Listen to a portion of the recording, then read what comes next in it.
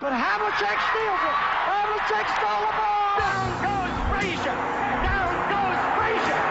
Down goes Frazier.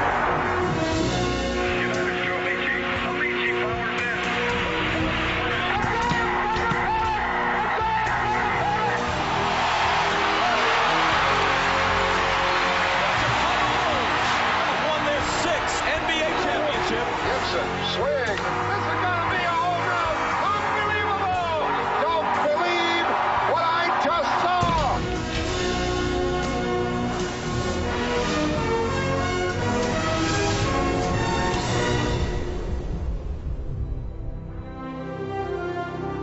Hello, I'm Chris Fowler, and welcome to Sports Century. During the NBA's first real surge of popularity back in the 1960s, Oscar Robertson compiled astonishing statistics that remain unmatched by any other player. But the game was different then, and so were the times. What has not changed is the memory of intolerance that still burns in the soul of the Big O, a player you had to see to believe.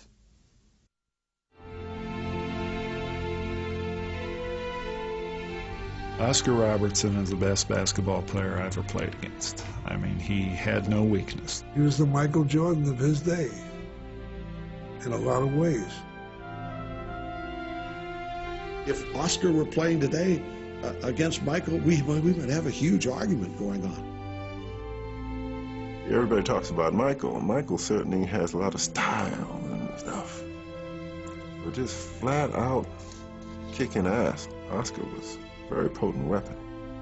Personally, that when I look back in my career, he's the greatest player I ever played against, period. Oscar Robertson proved his greatness for all time when he averaged a triple-double, 31 points, 12.5 rebounds, and 11 assists for the entire 1962 season. No other player has cleared that bar. He averaged a triple-double for a whole season. I can never compare to that. I really found out how good Oscar Robertson was when I was trying to accomplish the same feats as him. In many ways, what Magic did forced us to kind of look back and remember some of the amazing games that Oscar had. He was big, he was fast, he could pass, he could shoot, he could play defense. You watch Michael Jordan and he flies through the air. You watch Magic with no-look passes. Oscar never did any of that.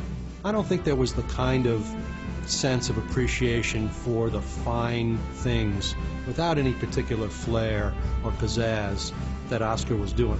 The way I played, because it's oh, he's not doing anything. You look at the score, look at the assist, look at the rebound. People used to say, well, all he does is back his man in and score. Is that right? That's a shame. That's all you have to do is back him in and score. Why didn't everybody else do that? You knew where he was going to go. You knew exactly what he was going to do, but you couldn't stop him. That's greatness. It was hell, man, because he could just manipulate wherever he wanted to go. He didn't try to beat you with quickness. He just overwhelmed you, just methodically back you where he wanted to take you and just jump right over you. I used to say, he's like an octopus with the ball. If he's dribbling it, look, he's got 6 hands holding people off, and at the same time he's dribbling the ball. You never got the ball from him. Every game you had this anger out. He was just such a machine. Just come up, clear out, you frown, you'd see that frown, you know, oh God, here he goes. He would give his own players hell, he'd give the officials hell. I mean, he was out to win every night, and I liked his competitive spirit. Oscar Robertson was a general in the best sense of the word, and the worst sense sometimes. Players were afraid of him. As much as they respected him, they were also afraid of him. I hated him because he kept yelling at me, give him the ball. Get that ball back over here. Yeah, boom. Yes, sir. Yeah. Although Robertson's competitive fire was fueled by a complexity of grievances, his overwhelming discontent was being labeled with a black stereotype. Before I came on, they thought said blacks couldn't dribble, couldn't handle the ball in the backcourt. Perception is that blacks were not smart, they're dumb, can't think. They can play good, but they can't think. They felt like you were the point guard, the third base coach, a manager, a head coach of a football team. It took brains, and they didn't feel like we had those type of necessities at that time. In Oscar's case, being the greatest basketball player at the time, you're saying, so what? That didn't mean anything. I still can't eat in a restaurant. I still got to sit in the balcony in a movie. I still got to sit at the back of the bus. Oscar was a very hard person to get to know. He was not a friendly person. I think a lot of black athletes at that time were naturally kind of put off by this white world. A lot of the turmoil and that which he was going through, he kept inside in the 50s and 60s because of fear. You had to hold a lot in those days because organizations, especially in professional organizations, sports, they had control of you. They could have blackballed you, and that was the fear. Robertson had to decide what price he was willing to pay to be a great basketball player. I said, do you want to be to basketball what Jack Robinson was to baseball? Do you think you can take it? If you can't, it's all right. But do you think you can? He said yes. I thought he was one of the greatest individuals in the world. And until I went through my years at Cincinnati, I couldn't really feel the magnitude of what he experienced. The advertisement, the press, the publicity, the public were looking for their heroes to be white, and Oscar just happened to be a great player. But his greatness was never fully appreciated in Cincinnati. For 10 long seasons, the Royals were mired in mediocrity, never reaching the NBA Finals. While in Boston, center Bill Russell was anointed an NBA immortal after winning 9 titles in the 1960s. Bill Russell, he drew the attention, maybe more so than Oscar Robertson, because he was an owner winner. And people respect you when you own a winning ball club. The Celtics had a lot to do with that. I think his personality had a lot to do with it. Oscar was sort of, in my mind, a negative kind of a guy away from the basketball court. He said to me, there are 3 or 4 critics I'd still like to punch right in the nose. Okay, he didn't, it's still in his craw. You take a young man, grew up in the South, played in the all-black school, came to University of Cincinnati, the first black to play, threatened by the Klan, told I couldn't do certain things. It's a wonder why I didn't kill somebody.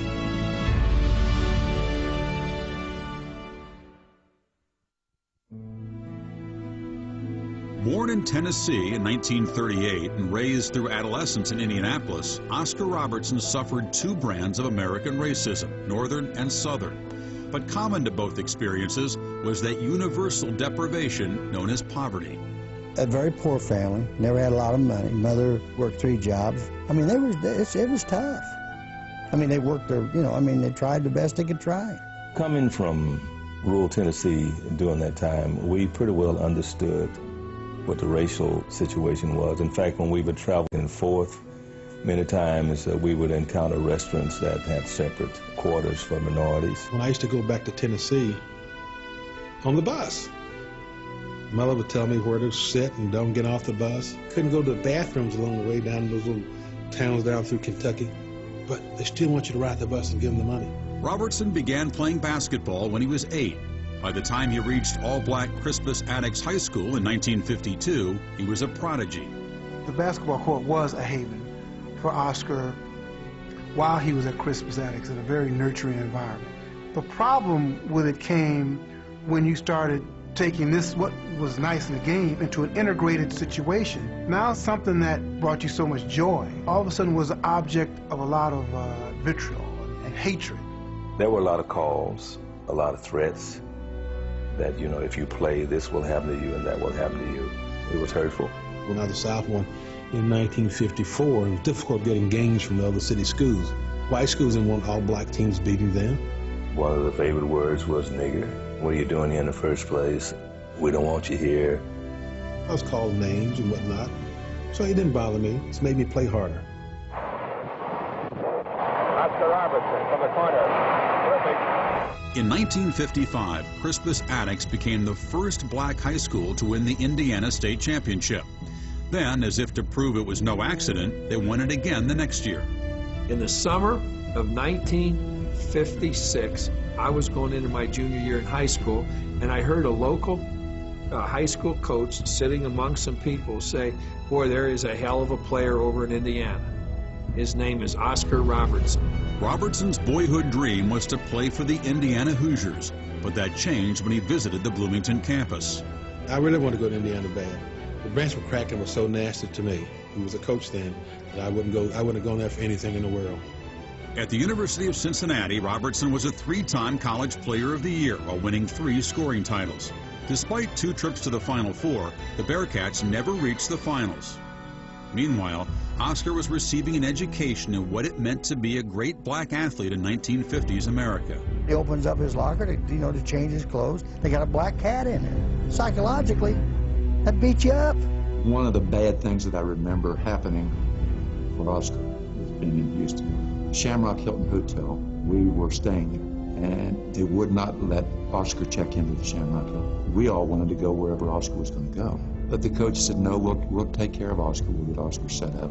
He was upset, and I think he was on the verge of leaving. He was more upset with the university because he felt that they knew that was going to happen. I was never the same with my team again.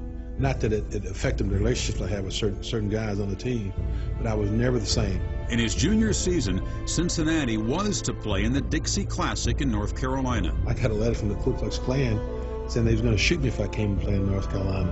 Robertson made the trip. The thick racial atmosphere that surrounded him finally exploded in a game against Wake Forest. Oscar was the best player in the country at that time. They were white down there, had no blacks on their team. They had resented Oscar's abilities. I'm sure they did. Sports writers were yelling and calling Oscar names that you wouldn't even want to talk about. It was hurtful to him. It was hurtful to me to see it. Most men would have said, hey, that's it. I'm not going to do this. But he stayed in there. He stayed in and he persevered. After graduating, Robertson won a gold medal at the 1960 Rome Olympics. He was the territorial draft choice of the hometown Royals and was expected to apply his Midas touch to the struggling franchise. But gold was not in the team's future. The fact that the Royals never got past the Celtics, never won the NBA championship, a lot of that is going to fall on Oscar because he was the leader. Oscar had the ball a lot. I think maybe that was one of the biggest criticism of Oscar. I did hear the fact that Oscar did pound the ball a lot, did dribble a lot. But I think there were times when he had to do that to make things happen for the team. Who else was going to control it? Here you got a guard who's all pro. I knew the game better than anybody. Who would have the ball? Robertson was about to suffer the unkindest cut of his career. Royals management would take the ball away from the Big O and give it to a proven winner.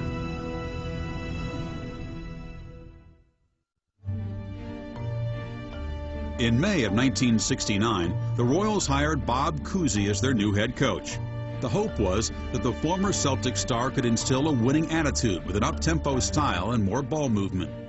There was a lot of enthusiasm in the beginning, but Bob Cousy's egotistical nature rubbed the players the wrong way. And I think in Oscar's case, perhaps there was some jealousy.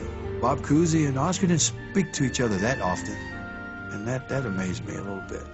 I mean, there seemed to be a respect for each other there, but it wasn't that coach to player, player to coach connection. There was a big gap between them, there's no doubt about it. Oscar was a sort of a coach on the floor you hear today. All of the other coaches before Bob came in let Oscar do it that way, you know. And then when Cousy came in, he was going to change philosophy. It was never an ego thing. I could continue with, you know, simply letting Oscar get whatever number of points he wanted to get. He was still capable of doing that at the time. But in the long-range planning, this wasn't the way we wanted to go. Bob Cousy wanted to trade Oscar Robertson. What did Bob know about basketball that I didn't know? It was to get Oscar Robertson out of Cincinnati at all costs. Oscar had been a fixture in Cincinnati for so long, had been so successful, that he resented it, and I don't blame him. 41 years old and retired now 6 years, Bob Cousy inserted himself into the lineup at point guard for 7 games. The whole thing was kind of weird. When Bob Cousy activated himself, we all as a team maybe in some way lost a little respect for him, and Oscar just gloated. There was some criticism in the press of Oscar by me, for one. We were disappointed he hadn't entered into the spirit of what Cousy wanted to do. I think we kind of felt that he could have done more maybe to enter into that and try to salvage the franchise in some way. All of a sudden there was a campaign by some writers said I hadn't done anything. I've made All-Pro every year. Oscar, when you look back after all these years in Cincinnati, did you ever think the day would come that you would be traded from the Cincinnati Royals? Not prior to this past year, Jack. No, I didn't. I felt that I wanted to play out my tenure here with Cincinnati, but this past year they have a new organization to come with Cincinnati, and they felt that everything had to go. At the end of the season, the Royals had lost 5 more games than the preceding year. With virtually no goodwill between himself and the front office, Robertson agreed to a trade with Milwaukee to play alongside Lou Alcindor. Oscar took this, actually, I would say personally, more than just an impersonal trade. He's a leader. He's got great confidence and ability. He gets the job done, and he's going to be a big asset to us. When we first acquired him, everybody says, how are you going to handle Oscar and Kareem? They understood their roles, and Oscar was the orchestrator, and Jabbar was the devastator. The Bucks getting Oscar was a brilliant idea. A guy who really knew how to move the ball around, who knew how to exploit defenses, who knew strategies. Early on in the season, Oscar realized that the pick and roll wasn't going to work with me and him because I did not have the bulk that Wayne Embry had, but that it was very easy to get me the ball when I was moving. I toned my scoring down, and the offense was for Kareem anyway. Oscar, being the person that he was, kept Kareem in his place, just like he kept all the rest of us in our places. So, if Kareem was missing a defensive assignment, and his eyes would get about this big, and he let Kareem know, big fella, fall in line. His scoring average down 6 points. Robertson was now calling the shots instead of taking them. Milwaukee was 66-16 and breezed through the 1971 NBA playoffs and into the finals against Baltimore. Tapped away by Allen, Robertson controlling it. Look at that lead pass to Denry. Robertson, he must have 4 or 5 eyes. The Bucks swept the Baltimore Bullets in 4 games. There's a big Oscar, congratulations. Thank Jack. Big win for you. What do you feel? Is this better than the days that you see? Oh, it's great, Jack. Finally got it. It was worth all those bad days, all of the bad days, getting up to that. That was the tremendous payoff. That was a gold ring. After 10 years of frustration, Oscar Robertson had finally won his ring. But ultimate victory would not change the man within.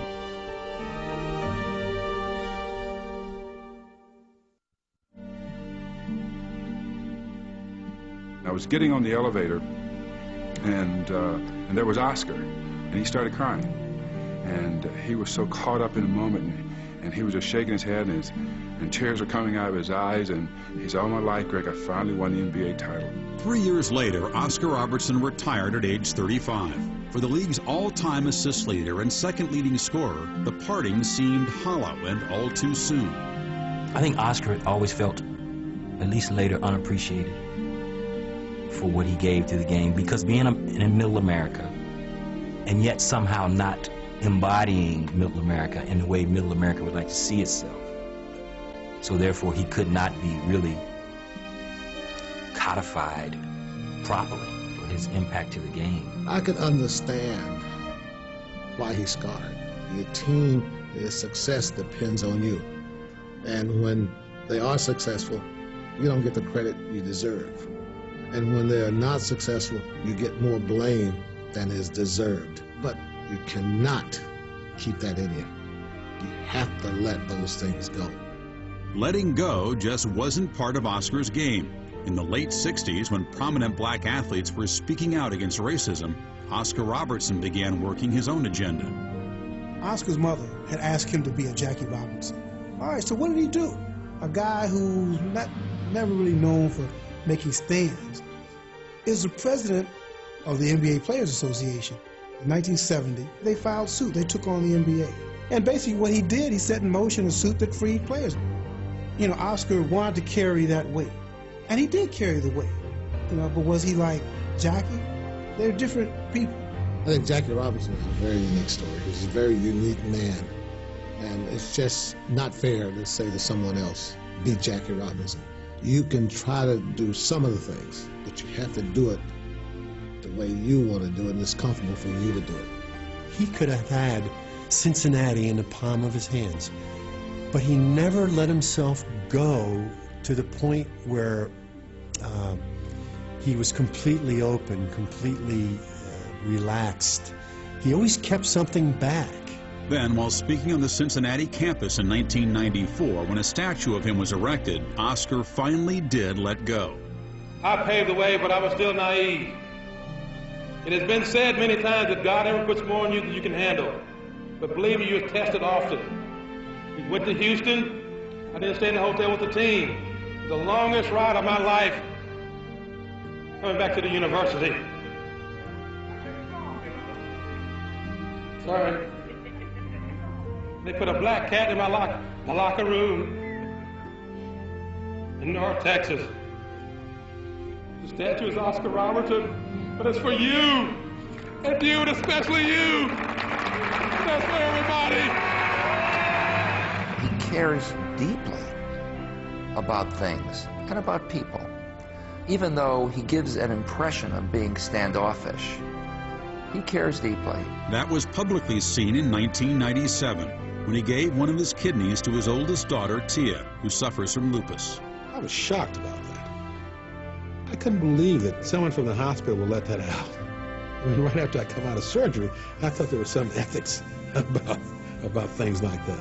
He sees the hospital as not reacting in the proper fashion to his daughter, perhaps. Did Oscar go home and sulk? Oscar gave a kidney.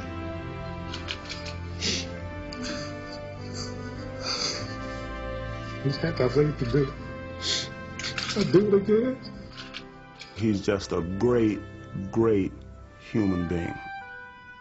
A level of compassion and sensitivity that is as big as his basketball abilities were. It was praise I didn't deserve. I mean, you know, what's so big about a father doing something for his daughter? My brother internalizes things, and he carries it. You have to really know him a long time, but I just think that loss of confidence, loss of trust, have made him the person that he is. You never forget. Never forget.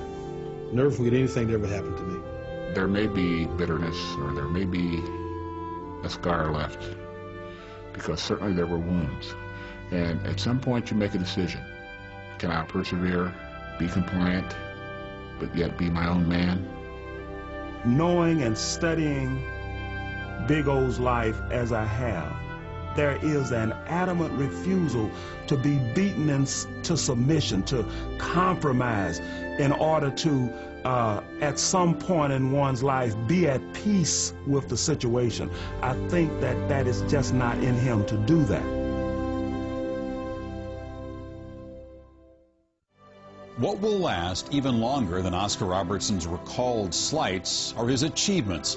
Everyone is well aware that he averaged a triple-double back in 1962.